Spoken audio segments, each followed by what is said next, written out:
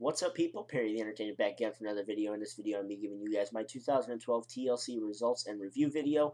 Going to be giving you guys all sorts of stuff that happened in the night, and let's just dive right into it. The first match of the night we had was the tables match with the Team Road Scholars defending their #1 contendership against Rey Mysterio and Sin Cara. I felt that this match lacked a little bit at the beginning because of the whole thing with Cody Rhodes and Damian Sandow starting off the night by trying to get the crowd to hate them, which I didn't really necessarily like, but all in all, it was a very good match.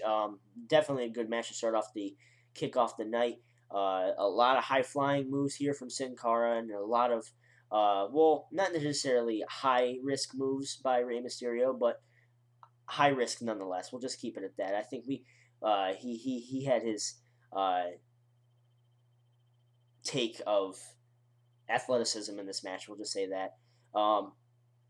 Team Road Scholars actually get the win here with Sin Cara, who went off to go do a springboard. He tried to hit a springboard onto Cody Rhodes. Cody Rhodes came out of nowhere, and he just pushed Sin Cara. Sin Cara went flying back into the table, and that was it. Your winners, Team Road Scholars. They retained their #1 contendership, and I don't understand. Like I said, I don't understand why they had to defend their tag team championship contendership, but you know, you get what you get. I rated the match like I've rated a lot of these matches, and I rated this match a 3.75 out of 5 stars. I thought this match was very good. It definitely got the night started off on a good note, and let's just dive right into the next match. The U.S. Championship was on the line. Antonio Cesaro defended his title against R-Truth. I felt that this match, it lacked a little bit of build-up, but it didn't really take a toll on it nonetheless. Antonio Cesaro with his ruthless aggression, and R-Truth with his brawling / grappling type of maneuvers. Not a lot of rest holds were taken in this match. I felt that there was one point in the match where I thought R-Truth actually may have gotten it, but Antonio Cesaro ended up kicking out.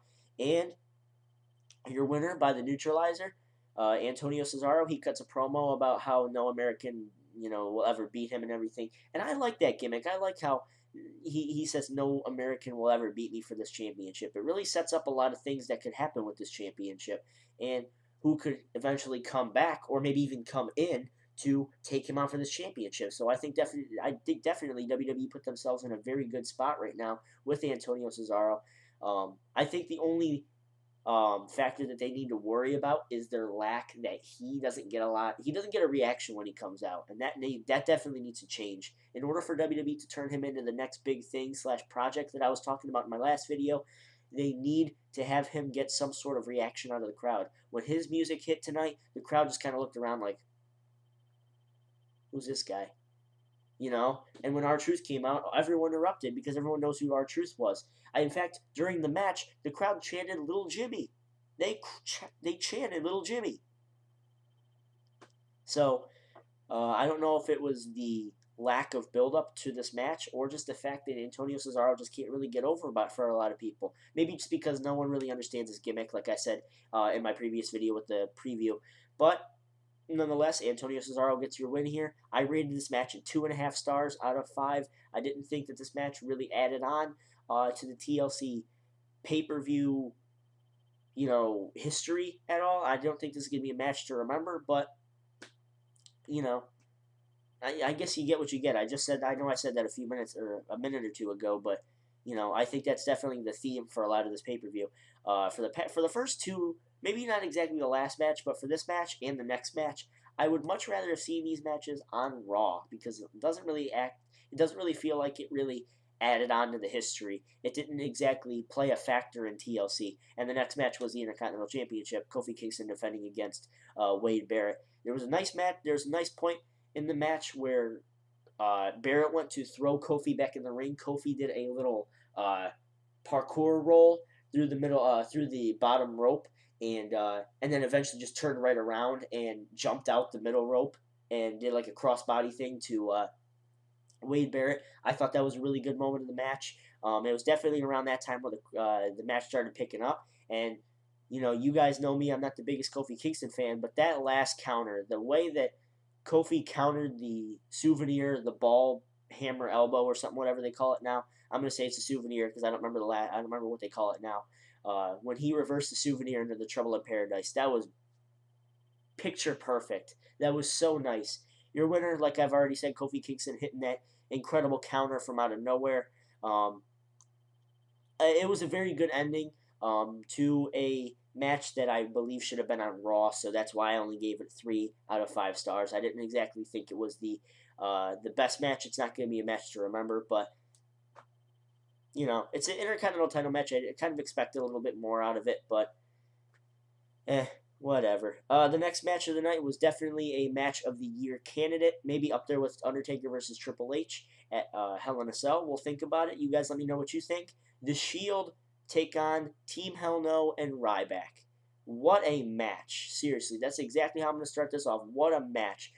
This match was great from start to finish. The bell didn't even ring, and Team Hell No and Ryback are attacking the Shield on the outside. They're beating on him. They're beating on him. There's eventually a point in the match where Ryback eventually he does his thing where he takes his opponent and slams him into the canvas multiple times, and he eventually had Seth Rollins and Dean Ambrose on both sides, and he was hitting them with a ladder, doing the same thing but with a ladder. So it was nice. It was very cool there. There was a point in the match where the Shield actually did their finishing maneuver on Ryback, the powerbomb through the Spanish announce table, and that was just incredible. And then they had Daniel Bryan. Daniel Bryan jumped onto the outside and attacked the Shield from there. And Kane was not really a deciding factor in this match. He was kind of knocked out about halfway through, and it looked like it was kind of a 2-on-3 handicap match. It didn't really exactly look like Kane got a lot of offense. Besides the crazy choke slam that he hit on Dean Ambrose through the steel chair, I thought that was phenomenal as well. My favorite point of the match, I'm sure it's a lot of yours as well. Seth Rollins climbing to the top of the ladder. He tells both the Shield guys to go back to the ring and handle Daniel Bryan. Ryback gets up. He starts climbing the ladder. He throws Seth Rollins through a table from about 20-25 feet. Phenomenal. What an incredible moment right there. And then while that's happening, Ryback is slowly getting up. He's starting to get back to his feet while Roman Reigns hits the big power bomb through a table and covers Daniel Bryan. 1, 2, 3, your winners, the Shield. What a great match. It was a very predictable ending with the Shield winning. Didn't exactly see Seth Rollins taking the big pain from the match there, but great match nonetheless. I'm excited to see what they're going to be doing on Monday Night Raw. Like I've said before, I felt that they debuted this angle a little bit too early. I definitely would have liked to see something like this at Survivor Series, but now I'm actually very glad that they did it at TLC. Your winner's the Shield. I rated this match a 4.25. I put 4.5 on the thing. I'll take a little bit from it because of the little awkward ending that it had with the power bomb through the table, and it was kind of like, that was the end. So, very awkward kind of ending to a very good match. So, if you guys order the TLC pay-per-view, that's definitely probably going to be the match to watch, if not the main event, which I'll get to in just a few. But for now, let's move on. The next match of the night, the Divas Championships on the line. Eve Torres taking on the winner of the number 1 Contenders Battle Royal from earlier on. The Funkadactyl, Naomi. I don't exactly know why she won, but the match was about 3-4 minutes long. Naomi got she didn't get a lot of offense, but she got the majority of the offense in this match. And Eve gets the win with her snap neck breaker thing. She poses for the photo op, but she just looks absolutely phenomenal. I know I've been saying phenomenal a lot in this match, or in this show, but it's being honest. She looked hot, dude. I rated that match a 1 out of 5. Next match of the night was a World Heavyweight Championship chairs match, The Big Show versus Sheamus. This match had the most build-up, if not John Cena and Dolph Ziggler did. This match had the most build-up going on into the show, and I felt that this match was going to be probably the main event if they were not going to have the Shield main event the show, which they obviously didn't. Big Show with his size, Sheamus with his speed as a big guy. There was a point in the match where Big Show set up two chairs in the middle of the ring facing each other, and Sheamus picked up Big Show for white noise, and he hit the white noise on the Big Show through both chairs. I thought that was a really good moment, and I think that's where the match started picking up. It was very boring throughout most of the match, but I think after that move was hit, I think that was when the match started picking up. Towards the end of the match, the Big Show hit a knockout punch on Sheamus and only got a 2 count, and I was like, what? How did this not end this man? How did that not happen? And then the Big Show's like, I got an idea. And I don't know if exactly something like this happened earlier on in the night or earlier on in the match, and I don't know if I was the only one that noticed it or not. But Big Show, towards the beginning of the match, he started looking like he got out of the ring and he was looking under the mat for like I don't know what he was looking for. I don't know if he was looking for the chair that he eventually used later on in the match, or I don't know what was going on. But he was looking under the ring for I don't know what he was looking for, but he was looking for something, and I think that was what he was looking for. He grabbed this big freaking chair, and towards the end of the match, he smashed Sheamus in the back with it and covered him 1, 2, 3. Match over and done with. It was a very anticlimactic ending to a very built up match. It was very built up. It was built up to be one of the best matches of the night, and it had that awkward ending. So, with that awkward ending, I gave it a 3.25 stars. I didn't feel that this match really delivered as much as it should have because of their good matches at both Hell in a Cell and at Survivor Series. Um, Big Show retains his championship, and I'm glad to see what WWE is going to be doing with him in the coming weeks, in the coming months, coming up to WrestleMania 29 in just under 4 months. So, I'm glad to see what they're going to be doing with the Big Show. The next match of the night, we had not really an impromptu match, but a match we weren't exactly aware of. 3MB, the 3 rocker guys, took on The Miz, Alberto Del Rio, and their surprise tag team partner, the Brooklyn Brawler.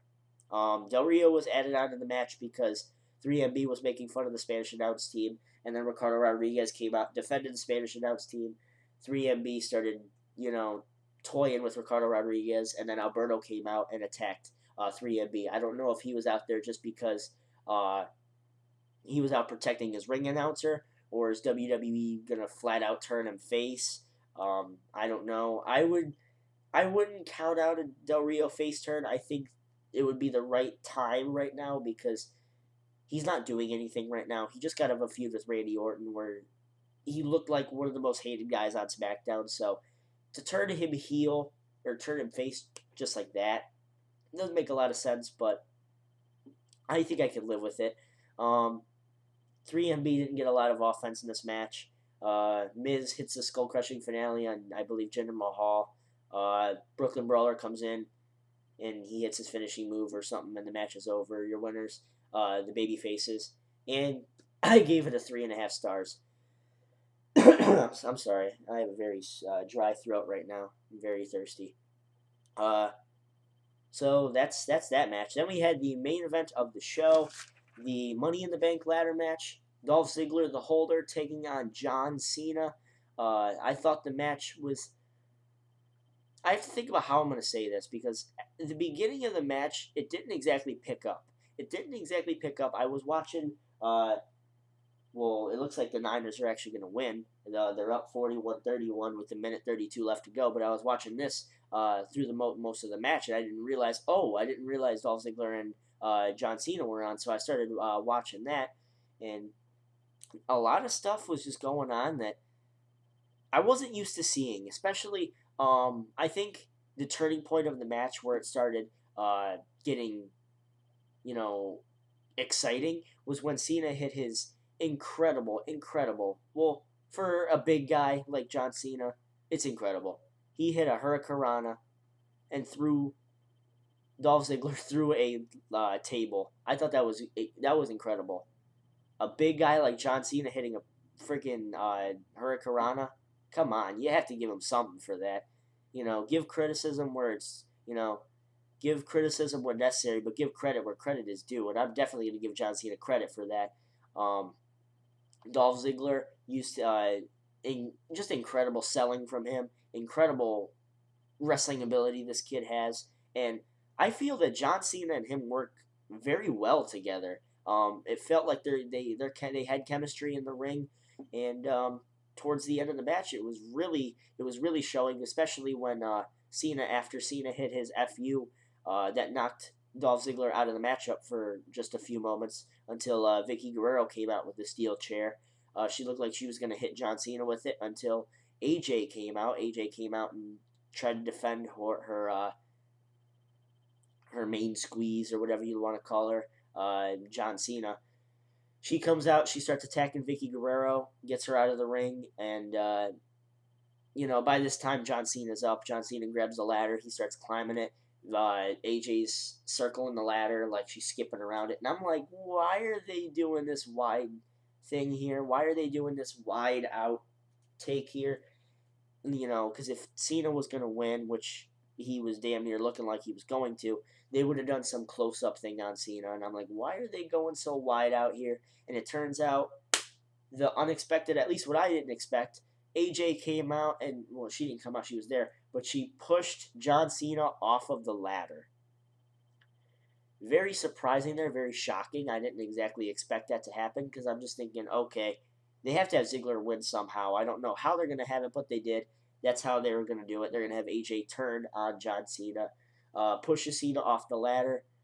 This is just exactly like her turn on Daniel Bryan and CM Punk earlier on in the summer, costing John Cena his Money in the Bank ladder, his Money in the Bank match. And Ziggler climbs the ladder and retrieves his briefcase. Your winner, Dolph Ziggler, the main event. Dolph Ziggler beats John Cena. You never think you'd ever see that, except for probably WWE 13. That's probably the only time you'd ever think you'd see something like that. But it happened in real life. Dolph Ziggler defeats John Cena in the main event.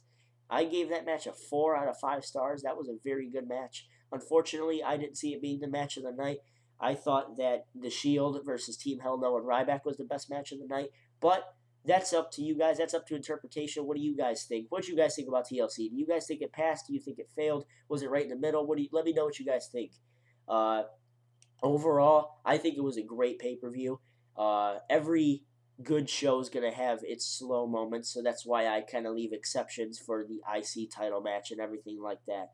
I'm going to give it 7. No, you know what? I'll be nice. I'll give it 8 out of 10 stars. I thought it was a very good show. And if you guys want to buy it, feel free. I think you'll get your monies out of it. I think it was definitely a good match.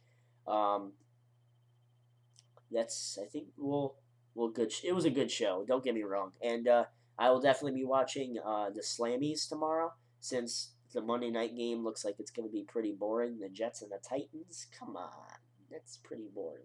Why would you put that on NFL? Why would you do that? Oh well. Anyway, I think that's about it for this long-ass video, 18 minutes. I thought this would be a little bit shorter, but hey, I made you guys a review. So, I think that's about it for today, guys. I am out. I will see you guys tomorrow for a Raw recap. I should make a Raw recap. If it's the Slammies, I should. If I don't, I'm sorry. Expect a really late one then. I wouldn't necessarily count on a right then and there Raw review from me tomorrow. So that's about it for me today, guys. I am out. Perry the Entertainer signing out. Peace.